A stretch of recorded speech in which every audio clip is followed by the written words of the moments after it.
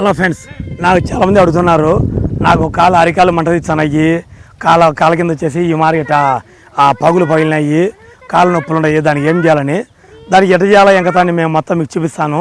కొద్దిసేపట్లో మీకు అది ఎలా అని చెప్పేసి ఈ ట్రీట్మెంట్ మీరు స్టార్ట్ చేసారంటే మీకు కాళ్ళ నొప్పులు కానీ ప్లస్ మనకేమైనా సలుపు ఉండే కాళ్ళలో ఆ సలుపు కానీ ఒక ఎక్సర్సైజ్ మార్కెట్ అవుతాయి.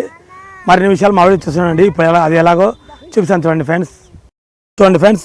ఇప్పుడు మనం వాటర్లోకి వచ్చాం కదా, ఇట్లా వాటర్లో కూర్చొని మనము ఈ ఇసుక ఉంది కదా, ఈ ఇసుకను మనం ఈ కాళ్ళతో ఓరికి ఇట్లా రుద్దుతానేమంటే మా అరికాలు అనేవి మంట పోతాయి. చూడండి ఎలా రుద్దుతాను నేను చిన్నగా ఇట్లా.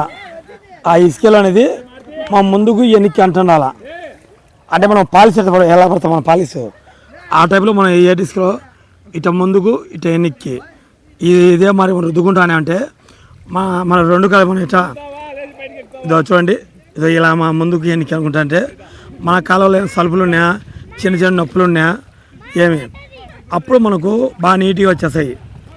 ప్లస్ కాలు మాల మనకు షీల్ కదా, ఆ షీల్ ఇంటి కూడా కొద్దిగా మనం పాలిసి పెట్టేట్టుగా నీట్గా అయ్యి కాళ్ళ నొప్పులు కీళ్ళ నొప్పులు అన్నీ అయ్యి మనకు ఒక ఎక్సర్సైజ్ లాగా ఉపయోగపడుతుంది. చూడండి ఇదో ఇసుక దొబ్బుతుంటే ఎలా వచ్చింది కుప్ప, ఇట్లా కుప్ప రావాలా.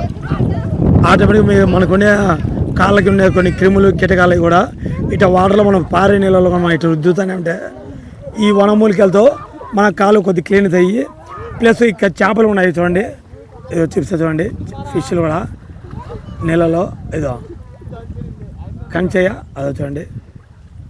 ఇట్లా ఈ చేపలు కూడా మనం వచ్చాయంటే కాలు కలిగి గమ్మంటే అవి మన కాళ్ళ చుట్టూ తిరుగుతాయి.